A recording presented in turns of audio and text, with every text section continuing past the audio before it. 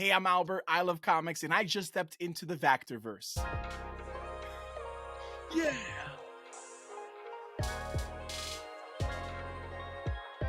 You know, I say this on every episode. I'm always honored to have a special guest on the show, but I'm even more honored today to have a fantastic creator, comic book creator on the show today, and a fantastic guy. He loves comics, just like I love comics, just like you love comics.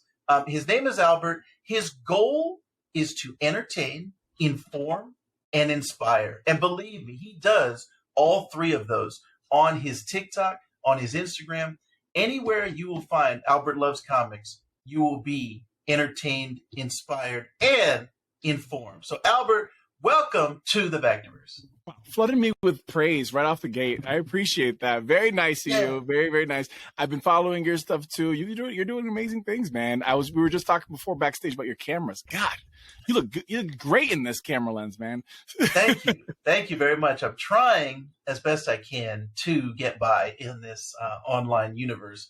But what I really need is to become a better storyteller like Albert, because I'll have all the links in the show notes down below. You can go see, if you haven't checked out all of Albert's stuff. This man is putting in so much work, and it is showing in all of his short form content and even some of his long form content on his YouTube channel. I told Albert this also before we were recording. The time that he puts in, it definitely pays off. Because sometimes you're like, man, I'm putting in all these hours, putting in all this work. Is it even worth it? Albert, yours is worth it, because every time I look at one of your shorts, I'm like, man, I gotta become a better storyteller, because just the shots that you use, the B-roll, everything you do to put together this nice little package on comic books is fantastic. So keep doing what you're doing, my friend. That is the first thing I want to tell you. Appreciate it, man. I appreciate it. I've been doing it for 2 years, the short video format, like a minute, 45 seconds, maybe a minute and a half. And it all started because my wife does not read comic books. She refuses to read them. And I'm like, listen, I just finished reading this book. You got to read this. And she's like, you have 1 minute to tell me what it's about. Because I'd be so excited and enthusiastic, and like every day a new story, because comics are like 5 minutes to read or 15 minutes. So I'm like, oh my God, you got to hear this out. And then I got to a point, I'm like, you know what? There's people online who rather hear about this. And I was right. A lot of people online like talking about comic books. It's very fun. And it's taken a lot of time to figure out my style with like, how do I tell a story? How do I edit the videos? Because if you look at my first stuff, like if you go to my TikTok, you just keep scrolling and scrolling, it is a little embarrassing. Some of the videos were very, very sloppy. But yeah, it's a pleasure, man. It's a pleasure to be here, to talk comics, and to make videos for everybody in the community. Yes, excellent. Well, that is the reason I wanted to have you on, because I first became of your existence through the Color Break podcast. The good guys, Cody and Comic Book Stash over there, they put me on to your content because you were a guest on their podcast. That's awesome. And I was listening, and I was like, Albert Loves Comics. That was, at the time, I was going by Vactor Loves Comics. I was like, wait a minute, he stole my thing. But I've come to find out there's a lot of people that have that. There's a few of us. Yeah. But I checked out your stuff, and I was like blown away. Like I said, just the time and the effort that you put into each singular story is fantastic to me. So that's what, from there, I was hooked. And I think you're doing such a great job on both formats, specifically TikTok and Instagram. So a little bit later in the show, I want to get some tips and tricks, things you've learned along the way in this last 2 years. So that'll be a little bit later in the show. You got to stick around if you want to get some Albert Loves Comics tips on how to make short form content. But first off, let's get your comic book origin story. How did you get into this medium, this format, and what kind of hooked you? Sure. So yeah, happy to talk about my tips later. But for sure, what got me into comic books right off the bat was old newspapers. When I was growing up, maybe 6, 7, 8 years old, my father would always order the Daily News, which is like a New York City newspaper. And in it, they would have the most boring articles ever. But they had a comic strip page, and that's where I went. And I would read like Zitz and Garfield and a bunch of other ones. Dilbert, which is not okay. Dilbert's not okay anymore. But like all these different, comics on there. And eventually it took me down a path towards, going to the library and looking at Calvin and Hobbes. And Calvin and Hobbes blew the door open for me. It was one of the most interesting, just like short form, right? It's just like really quick, really to the point, 2 pages, 1 page mostly. And it's going to tell you, it's going to give you an idea, and it's going to make your brain explode a little bit. And it was just like really clever, really funny. And for a kid like me, that was like, I ate it up. It was amazing. I would ask for it for Christmas. Every time I went to this bookstore, I'd be looking for that specifically. And I had like a little stack, a little collection. And, I've eventually, like most people my age, I'm 32 years old. When the Tobey Maguire Spider-Man films came out, blew me away. X-Men blew me away. And I'm like, of course I got to read these comic books. I watched the animated shows. So I used to collect Pokemon cards. And the place where I would buy my Pokemon cards was a comic book shop. And in New York City, where I grew up, there's not really that many comic book stores. Most people know Midtown Comics or Forbidden Planet. But really besides that, there's not many. And I didn't know this until I got older. I was really lucky. There was one in my neighborhood, like walking distance. So I go over there with like, $2, $3. And I remember seeing on the wall, the comic wall behind me, they were doing a promotional sale of like 10 cents a comic. And there was a specific like Batman and Superman book it said 10 cents on it in like a modern print. And I picked it up. But the main title that got me super duper hooked into comic books is Ultimate Spider-Man. And I have the omnibus right here for the second one. Yes. Ultimate Spider-Man, it's set in a modern setting. So, there's like cell phones, and it's just, it feels much more realistic. And I always thought that Ultimate Spider-Man was the main universe. I did not know until way later that it was not. So like, I remember when I'd have a conversation about Venom, like, yeah, he was made in the lab. Of course, everybody knows that. And I was wrong, very wrong. I read Ultimate X-Men after that. The same thing with that. A lot of differences. Yes. There's incest in there. Yeah. heavy months. And no, really, I mean, that's maybe when I was like a preteen. That's when I was reading Ultimate Comics. And like most people, my relationship went up and down with it. But the library was my fuel. I would go library, look for the comic book section, the graphic novel section, that's what they'd call it. And I remember the one book that really, really got me hooked, and it made me grow much more curious about DC. I saw Crisis on Infinite Earths, like a big trade paperback for it. And I remember seeing so many different just characters on the front page that I did not know of. And they were part of the story. And I was like, I need to know every single one of these characters. I can put the time in. I'll figure it out. So it led me down a pathway towards like, really being interested in the Flash. I got really into the Flash. I read a lot of Jeff Johns' run. Then I went on Reddit and I was like, okay, what are the best DC characters and comic book runs? So I saw Jeff Johns had a good Flash run. He also had a really good Green Lantern. So I went down the Green Lantern run, and I just got a bunch of trade paperbacks, and I kept going and going. I read Watchmen, which was a big risk because it didn't have any characters that I knew of, just a good reputation. And I think what Watchmen did for me, which I think most people feel the same way, is it opens your eyes into seeing like, oh, comics can be really serious, and it could be like literary. It could explore some really complex and messed up ideas and it not have a happy ending. Like, so that's my journey really. After reading Watchmen, started looking more into like indies, especially just because I feel like it's an indie basically.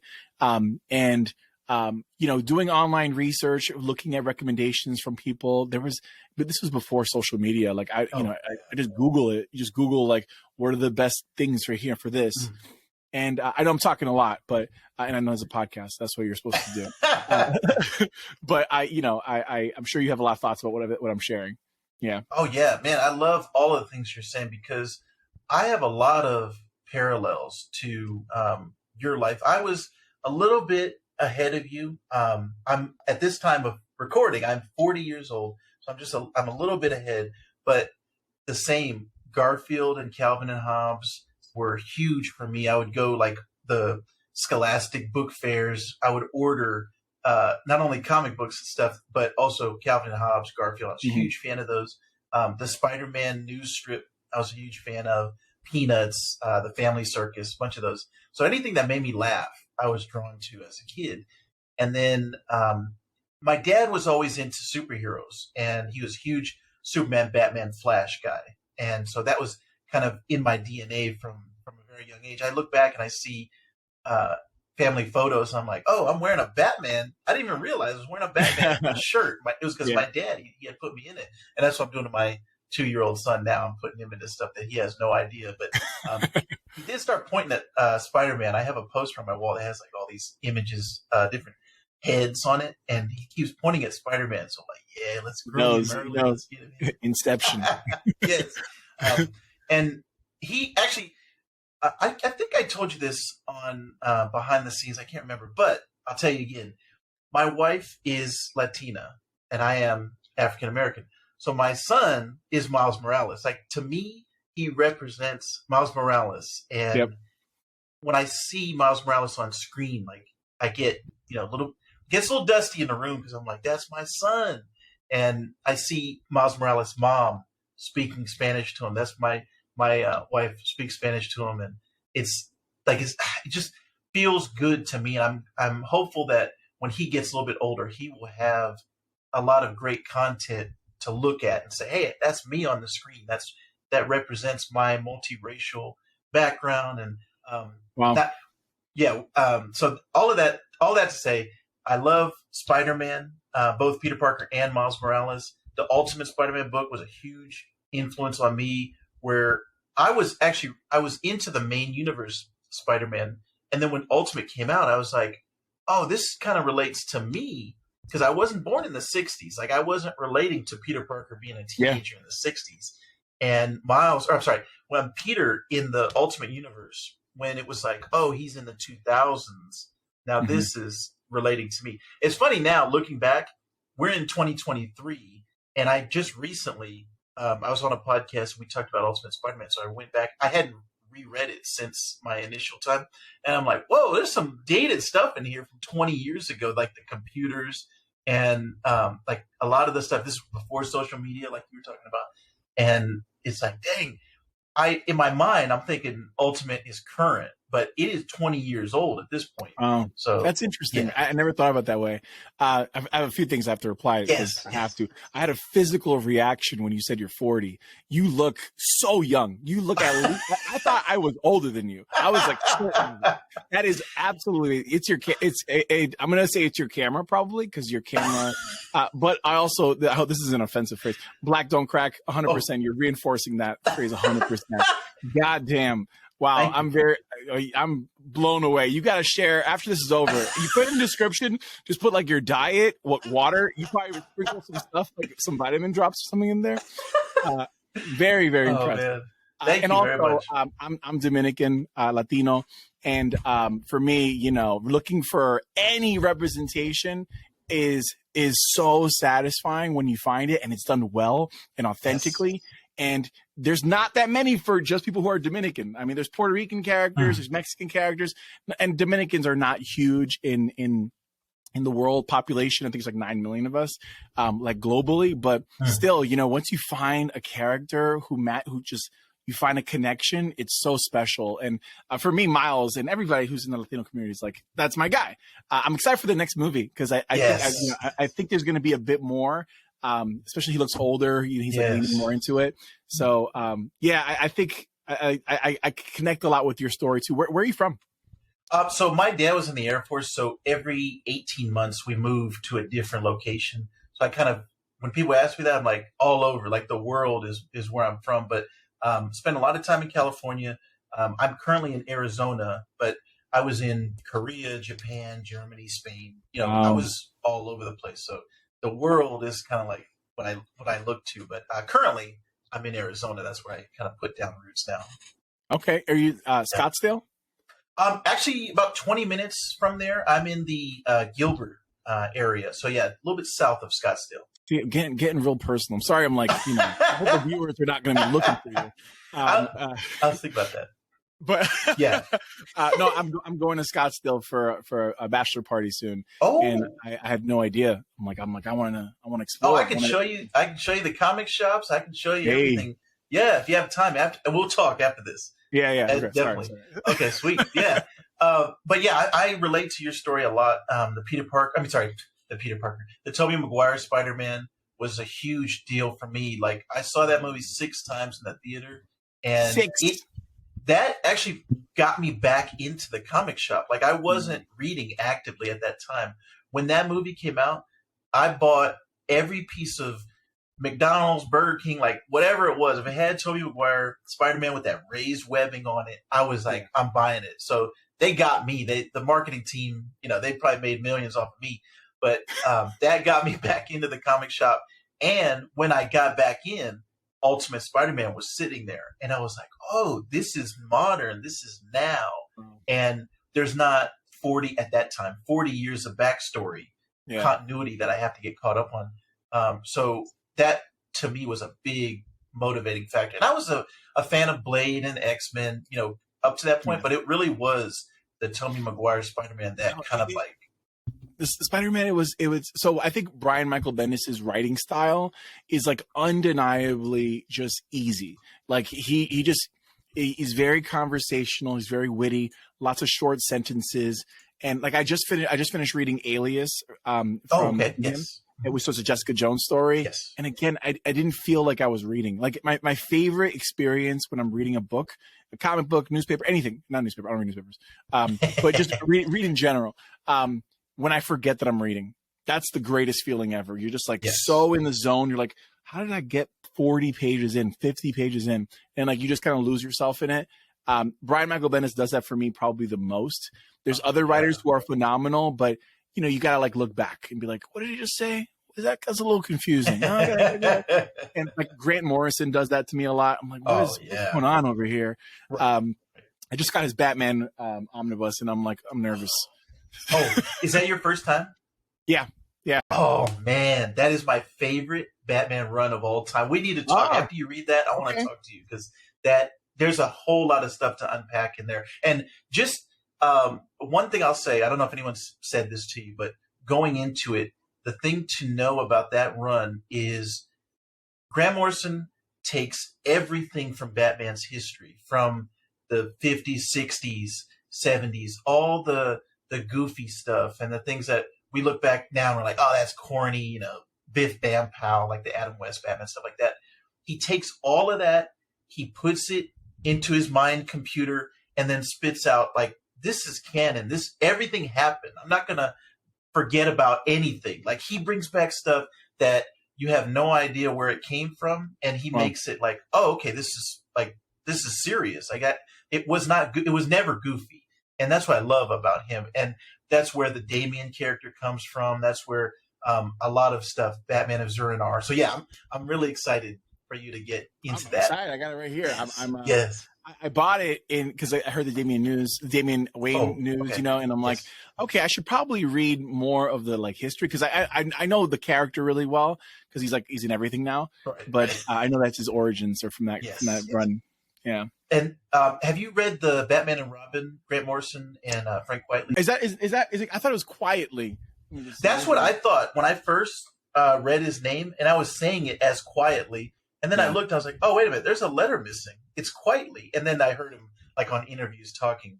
Oh my God. So yeah, I was saying Quietly for a long time. I just made a video review for a story called Blackula. And I saw that. It was phenomenal. I loved it. And I tagged, all the creators, and they got back to me immediately, and they were like, hey, you said the name wrong. I was like, and I said Mamadou, and the name was like Mamuwade, something like that. And I got it very wrong, like very, very wrong. And I felt so embarrassed because at this point, like, I am getting a lot of views and a lot of attention. And I'm like, yo, like, if people say my name wrong, I get a little irked. Right. And I'm like, I got to do better. So I appreciate you telling me it's Quietly. not Yes, quietly. and I've had to do that too on a number of artists where it's like you've only read their name, you've never heard it Yeah. out loud, and so it kind of takes on in your mind, it takes on this voice of its own, and then you go to the comic shop, you're talking to people, and you say the name out loud. But I had that happen with James Tynion the Fourth. I was Yep. saying Tinian for the longest time, and then I said, you know what? I had to do like a short or something. I was like, let me look up an interview of him saying his name on YouTube, which is great that we have that now. So I heard him say Tynan, and I was like, oh, I've been saying this wrong for years Again, now. I should probably call you before I make these videos. I've called him Tinian every time. Every time I've called him Tinian. God. Yeah. There's a bunch of creators that I have to get their I have to look up how they say their own names. I get impatient. I get so impatient. I'm just like, I gotta write the script. I gotta make this video. I gotta get in the lab. Who was the other person? I did search this person, but I don't even remember how to say it anymore. Dustin. It's a Nguyen. Yes. Right. That one, the G is silent, so it's Nguyen. Yeah, that's it. That's it. Right. Yeah. He's hard. Oh, I love his art too. Mind blowing. There's so many talented people in this field, and it still blows me away that like they're not like stopped in the street everywhere they go. Right. Right. Yeah. They have that. It's like they have that level of fame where they can still, they have their anonymity. They can go out in public and people won't bother them. But then you see them at a Comic-Con, or like the people who know, it's like if you know, and when you see that artist, because actually, you know what's funny? I had that happen to me with Jim Lee. So I was in an Apple store in San Diego, and I was just in a regular Apple store, and I saw him, and my eyes like popped out of my head. I was like, that is Jim Lee right there. Nobody was making a big deal. It was like, he's just a regular guy. And two things. For whatever reason, I had a DSLR camera with me. So I got a good picture with Jim Lee. That's number one. Number two, I was with my mom at the time, and my mom is very outspoken. I wasn't going to say anything. I told my mom, I was like, that is one of my favorite comic book artists of all time, standing right there. And I thought that was going to be the end of it. Yeah. My mom immediately walks over to him, like didn't even say anything to me. Immediately walks over to him. Hey, are you a comic book writer? And he goes, yes, I am. He goes, take a picture of my son. And I'm like, beet red. I'm like, Mom. But he was like the nicest guy. I cannot say enough nice things about Jim Lee. And this was before he took over DC, like before he was like head numero uno. It's not before he wrote the most number one selling comic book of all time. So this man is arguably the most successful comic book artist of all time. Yeah. And the fact that he can walk in an Apple store and not get mobbed, it tells you that like we really are in a small community in bubble, Yeah. He's extraordinary. I can't think of a better example of someone walking without getting mobbed. I did go to a comic book convention, and it was Terrificon in Connecticut. It's usually like in July or August. And what's his name? The guy, Donnie Cates. Donnie Cates was having he had a panel, and I mean, like, there was like 30 people there. And I was like, this is Donnie Cates. Donnie Cates is crushing it right now. He is doing incredible. I sat in the front row. I got to ask a bunch of questions, and I was like blown away. And this was like the year after COVID, so maybe people were still hesitant. Oh, okay. That's probably the main reason. But this year at Terrificon, there's going to be like Chris Claremont. There's going to be like all these big names. Is Frank Miller? I don't know. It's big names. And I'm excited to see if it was just like a bad timing, or if these people really are that accessible, because sometimes they are. Sometimes you can just walk up to them. Jim Starlin was at the one before, and there was nobody at his table, like nobody to get signatures, nobody to talk to him. And I was like, I'm about to go talk to this man. This is amazing. Yeah. So, yeah. That I actually had that happen to me at one of the Arizona Phoenix Comic Cons, which they keep changing the name. I think it's Fan Fest now, but I'm like, dude, Phoenix Comic Con. That's what it's forever going to be called to me. But Denny O'Neil was sitting there. And I told my wife, like, he was sitting, it was like near the restroom, and like people were like throwing trash on him. I was like, dude, this is Denny O'Neil. This is like one of the most legendary Batman, and not even Batman, just legendary creators in comic books. And he's like sitting there by himself. And I was like, I felt really bad. I didn't go up and talk to him because I was kind of like embarrassed. But I told my wife, I was like, "That's Danny O'Neill. That's one of them." Like, and she was like, so then when he passed away a couple years later, I was like, that was the guy that we saw at Comic-Con, and she was like, oh. But it is that I think that's really important that we give these creators their flowers while they're here and let them know how much we appreciate the artwork that they've created that has inspired us, entertained us, and informed us over the years. I always think that's a great thing. That if you have a chance, if you're watching this out there, if you have a chance to tell your favorite creator that you've been moved by their work, do it while they're still here. Don't wait until they're gone. Yeah, and it's been a lot of losses in the community recently, which is like, I was at the same convention I was at. Jim Conroy was there, the voice of Batman for the animated series, right? And Kevin Conroy. Yes, right. You said Jim. Jim. Stupid. So, anyways, I was there, and I was I didn't say hi to him, and I regret it so much because I was like in my thing, I was like looking, I was digging through the bins, and I was like, I don't want to win that line, and I regret it so much. I've actually started rewatching the show. I'm on like episode 35. Nice. The first season has 65 episodes. Yeah. Right. Who they don't what is that? 65 episodes for one season? Right. But anyways, I agree with you 100%. I think especially these guys getting older, like 60s, 70s, people every day is special. Every day is a gift. Yes. Yeah. 100%. And I think even in our own lives, as much as you can, try to get the wisdom and the knowledge from your elders. I'm actually doing a podcast with my dad where he's telling me stories of his life and giving lessons to my son. Because I know my son is not, he's 2. My son is 2. My dad is like in his 70s. So I'm like, he's not going to be around for those, golden years for my son. So I want to get this stuff. I want to get the knowledge like recorded for my son to be able to see my dad talking and remember how he was. So that's something that I'm a huge fan of. And actually, I think it was Jamie Foxx, of all people, that I just saw an interview with him, and he was like, sit down with your grandpa, sit down with your grandma, ask them, how about their life. And they will sit there and tell you stories that you never heard before. And just to be able to pass down that knowledge and that wisdom, especially, in today's day and age of social media, TikTok, and people's attention spans so low, I think all of our relatives would get a kick out of us asking them, hey, give me some knowledge, give me some stories. What was it like when you were a kid? What was this like? What was that like? So I'm a huge fan of that, just in general. So that's incredible, Vactor. That's a great idea, and it's really thoughtful for your son, to think about that. I'm very big about like home videos. Like I try to capture as much as I can. Yes. And the same amount of effort I put into editing my TikToks, I put the same thing. I'm like cutting off the quick scenes, and I'm trying to make it like, enjoyable. Yes. And it's the same thought process. It's like, I want to capture this so that we can honor these people when they've passed, but also like, just remember like what tradition is, Yeah, that's perfect. I'm glad you're doing that now. And if there's one thing, make sure you have a good backup system, because I've lost some stuff that I'll never get back.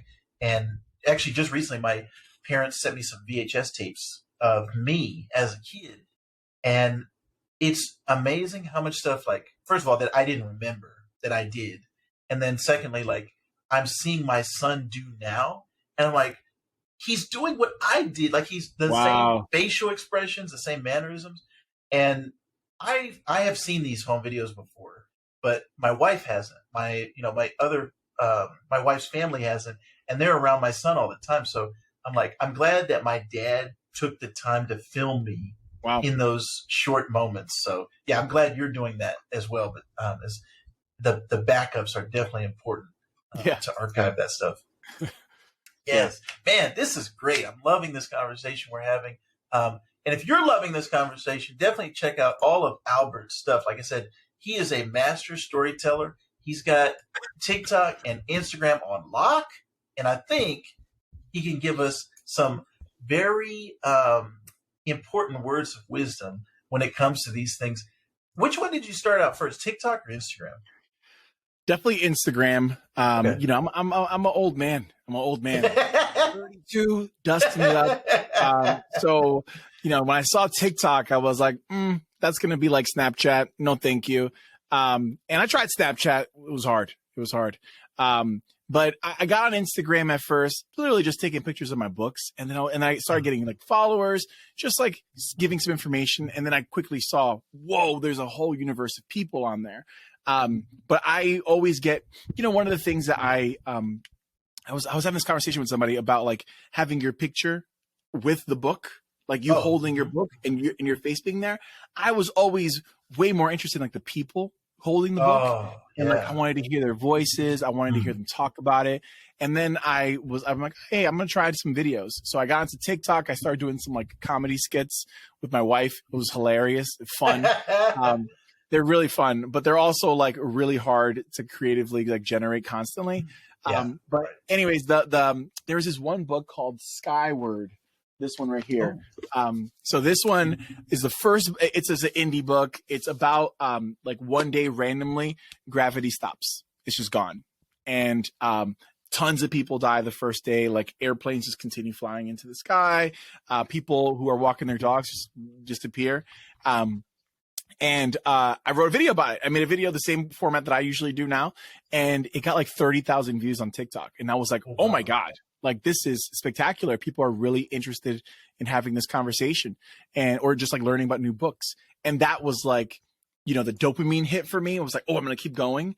But it also created like this really cool community of people, you know, who follow me, who read books and like are interested in reading new ones. And I was kind of joking before, but my wife not liking comics, but it kind of is like the fuel behind me. I'm like, I'm always trying the way I make my videos is like me trying to convince my wife, like, hey, this is like the main thing that's hooked me into the book. You should consider it. And the minute that she actually starts reading it, I'll probably retire. I'm probably not going to make any more videos. Man, I love when you can get your significant other involved in something that you're passionate about and you can share your love and joy. Actually, when I started dating my wife, one of the first of all, I met her on, it was Star Wars Day. It was May the 4th. Nice. And she had, it was also, that same day was free comic book day. So I was like, I want to introduce her.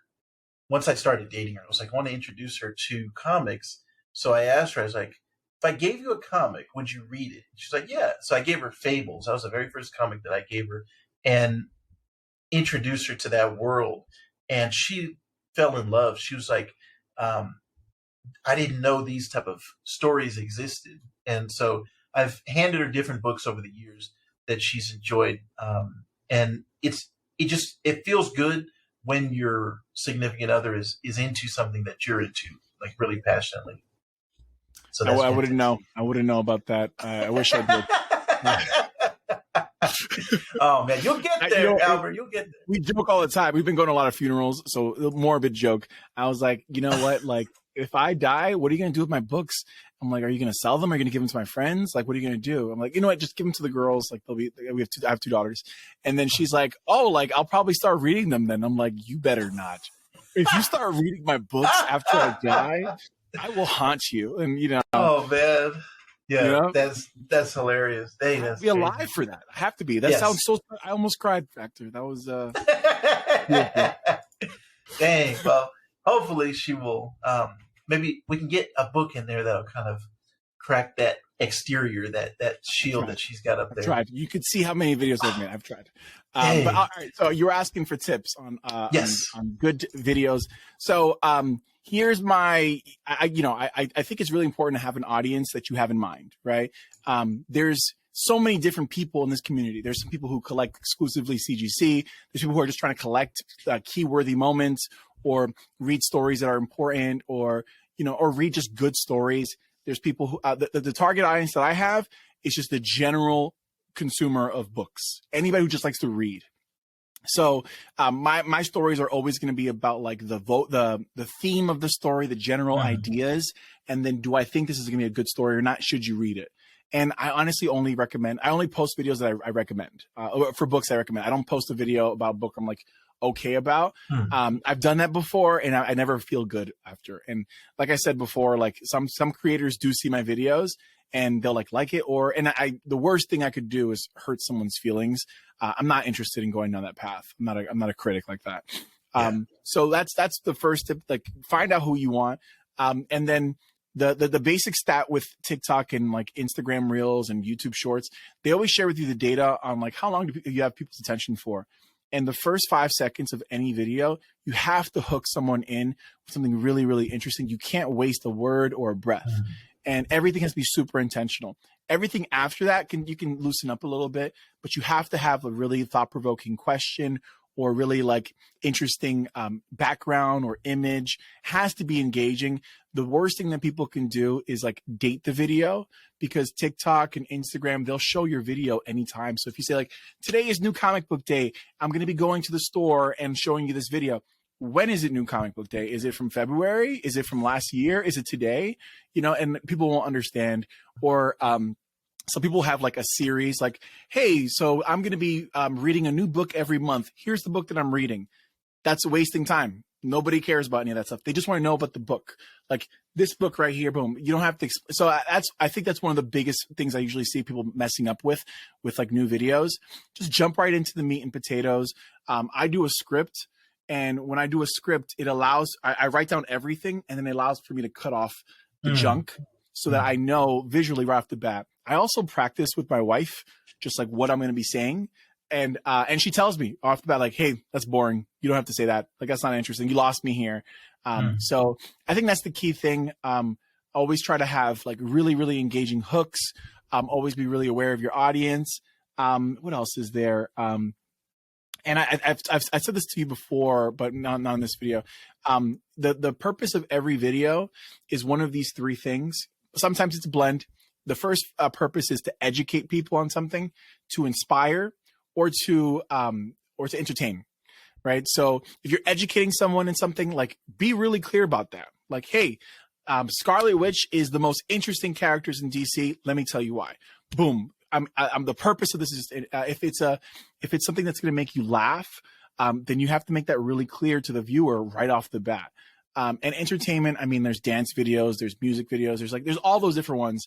So I think it's really important. Like, one of the things that I do also in my page is I make sketchbook videos. So I literally like make sketchbooks from scratch, and I show you the process.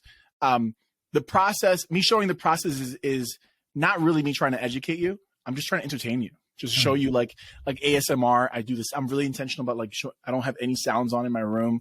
I do all the sounds, and I edit it so you can only hear those. And that purpose is just to entertain. It's not to inspire or to educate or anything like that. So I think those are the 3 big things. Know your purpose of why you're making the video, know your audience, and have a really, really solid hook.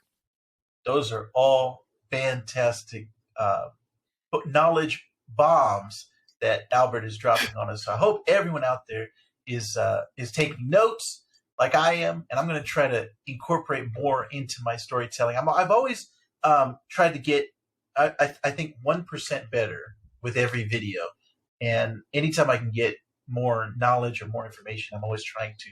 So thank you from my point of view. Thank you, and I think the audience is going to take take a lot of value from what you just said. So thank you very much for that. Thanks, man. With the audience, knowing the audience, do you find your TikTok audience differs from your Instagram audience, and you have to make the videos a little bit different, or do you just make one video and then post it to all places? That's a great question. So I think in Instagram, usually I have closer relationships with people. Like, I'll direct message people, and have the same consistent people.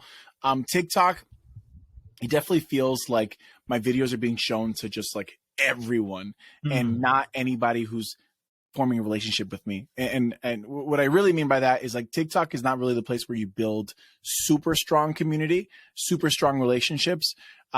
but Instagram definitely, right? I have a lot of friends. I connected with you on Instagram. And it makes it just a little bit easier. They just allowed on TikTok the ability to message strangers directly, like just did it like last month.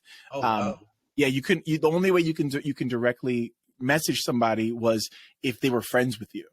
Right. So you had to follow them back. And like, I follow like 500 people, and like, that's a very small list of people who can reach out to me then. So I put like in inquiries, like, if you want to reach me, here's my email. And so I get most of that from TikTok.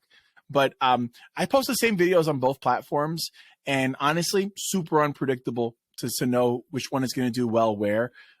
Sometimes I have a feeling that one's going to do better, just in general, but never any certainty.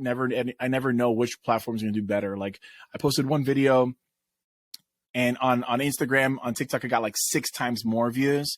And then the opposite happened with a different set of videos. So I don't know how the algorithms work. Those things are impossible to try and predict. Yeah, that's something that I've found as well. It's like something on Instagram will do well for me, and then on TikTok, barely any views. And then on YouTube, it'll do well. But then, wherever, it won't do well. So it's always interesting what audience finds your content, and then what they do with it from there. So yeah, that's interesting.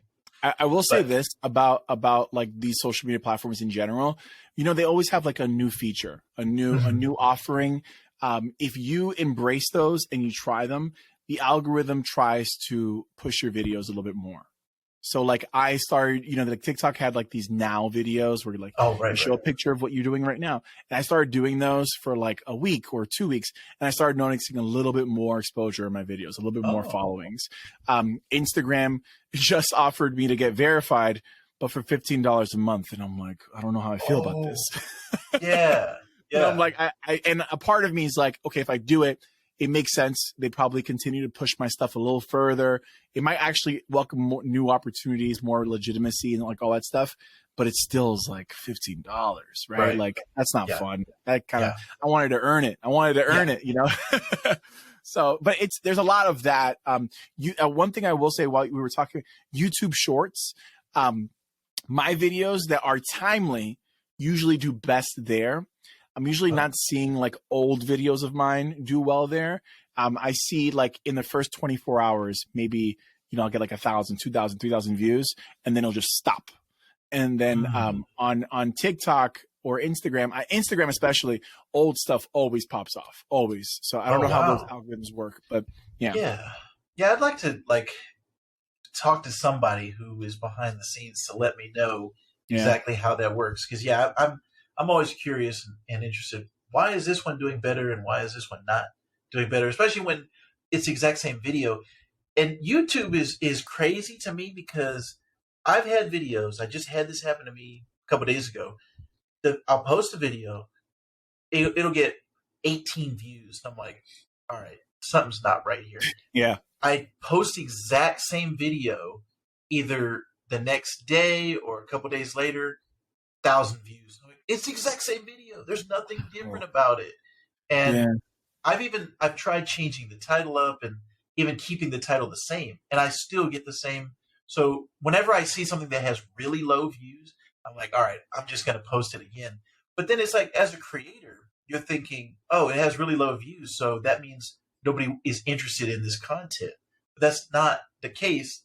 From my personal experience, I've seen the exact same stuff get more views than it did the first time. So it's like, I want to talk to somebody, Mr. YouTube, Mr. TikTok, come on the show and tell us how the algorithm works. I've heard a lot of those cases though, where people like remix their stuff. They'll change like a very small amount of things and then just keep trying and trying. And some people have had a lot of success on that on TikTok. I personally, like you said, like I think that if you try to make your plan of action based off of like how many views you're getting and things like that, you're going to find yourself getting too caught up in the numbers. I think it's really important. Like, just make a video, enjoy it, enjoy the process. You're going to connect with a few people and like you can talk with them and try and get joy and satisfaction out of that. Cause like the thrill of it does pass off, right? Like I remember I had a video get 1 million views and it was absolutely mind-blowing like feeling. And with that million came 30,000 followers, and like Oh, wow. it was wild. It was a wild day. And that thrill, the next day 400,000 on a video, the next day another 500, and then, but after a certain while, it just, the feeling fades away of like excitement and joy.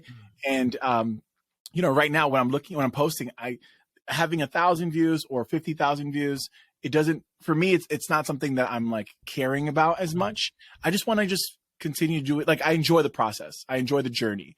And I think that's really important. If anybody's like interested in getting more into social media, enjoy the process more than you, and like, explore, learn, like you were saying before, get 1% better every day. It's still an art craft, an art form. I think you have to make it yours, but getting caught up in the numbers does take away the joy. And I think that's one thing that I wish I could have told myself before, like, hey, just don't worry about that. Those will come, and also at the end of the day, like, why are you really doing this? It's just for fun. Right. Man, these are, like I said, some knowledge bombs that Albert's dropping on us. I'm very happy that he's here to share all this with the Vactor-Verse audience. And something else I wanted to ask Albert to share with our audience is, what are you currently reading? Because I love that feature on your Instagram where you always post what you're currently reading. So could you give us just a little taste of what you're reading right now? Yeah. I mean, I'm reading. I read very scattered. I read the new comic books that I pick up every week. I'm reading old stuff that I think is interesting. But right now, the main thing I'm reading is Spiderverse by like Dan Slott and like a million other creators, because there's like it's a bunch of spinoffs, and it's been really cool. It's all the Spider characters, literally all of them, are in a big story where there's a group of big bads, and they're stupid powerful, and they kill a lot of Spider characters, like really kill, and there's a lot of feeling of like no hope and desperation. And it's just a lot of fun. I mean, anybody who likes Spider-Man, honestly, it's your bread and butter. It's a great story. And that storyline was super influential on a lot of the multiverse stuff we're seeing right now. Obviously, Into the Spider-Verse came out of that, which I would say is one of my favorite films of all time. Like, we talked about the Miles Morales, and Across the Spider-Verse coming out later this year. That is my number one most anticipated movie. I cannot wait for Across the Spider-Verse. Actually, I should have Albert on to talk some Across the Spider-Verse or some Miles Morales, maybe. I should have you back to talk that. I'm down, man. But I've been seeing it in so many different mediums, even like, on different TV shows, and they're like, oh yeah, this is the blank verse, and we've got all these different characters coming from other universes and stuff. And obviously multiverse stuff has existed before, like you mentioned Crisis on Infinite Earths earlier. But I think Spider-Verse has really blown up in the mainstream content. Like, we saw stuff in like the Arrowverse after this and all these things. But that Spider-Verse storyline, I want to say, was really the one that kicked it off. So I'm glad you're reading that one. The sequel was not as good as the first one, but I still enjoyed it. I still liked reading it. So I'm glad you're getting into that Spider-Verse goodness. You got the omnibus, you said, right? I got the omnibus. Nice. I get my books from Organic Price Books, and they already have good discounts. But on Sundays on Whatnot, they will auction off, starting at $1, their omnibus that are damaged. And like, I don't care about a damaged book. The book is a book. Right. So I got my book for like $40, and it sells at $150. So I was like, yes, this is a steal. Yes. Yeah. So that's quick plug for them. As long as the pages aren't falling out, as long as I can read the story like you, I don't care about, even if it's like the cover's damaged. It's like in the content, the meat of the story is in there. Give it to me. I'll take a discount. I damage my books all the time. I'm like, I don't care that much. I mean, like, obviously, like, if it's a valuable book, I'm not going to throw it at the wall, but it is what it is. I just moved. It happens, Right. Excellent. Well, Albert, man, I'm very happy that you've been so flexible with your time and so generous and so giving of all of the knowledge and information. Sometimes people are like holding it tight to their chest. And they're like, I'm not going to tell you my secrets. But you have been a fantastic guest and a fantastic person overall, as I've got to know you over the recent months here. So I want to say you're doing a great job. Continue to do everything that you're doing, and your passion really shows. So I'm really happy that you're part of this comic book community. Thank you, man. It's a pleasure to be on. It's been nice getting to know you as well, and I'm always happy to jump back in. Yes. I can't wait. So let's show Albert some love. Go down in the comments, let him know, and also check out all the stuff that he's doing. Like I said, I have all the links in the show notes, but we would love to have Albert back on the Vactor-Verse anytime he's willing. And Albert, his name already says it all, but he loves comics, and you should too.